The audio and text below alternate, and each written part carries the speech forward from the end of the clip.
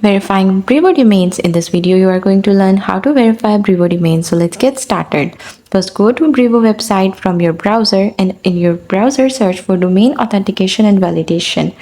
You have two methods. The first method is validate domain configuration. You can use the endpoint with the get method to validate your domain. You can use the URL request below to send a request to the endpoint. Here is the URL request. You can copy and paste.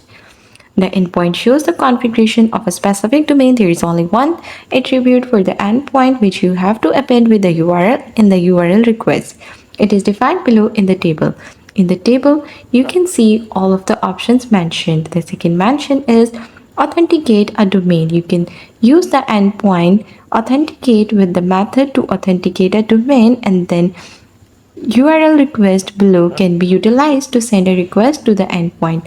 From here, you can copy this URL request and paste in your page. You can put the attributes in the URL request as mentioned here.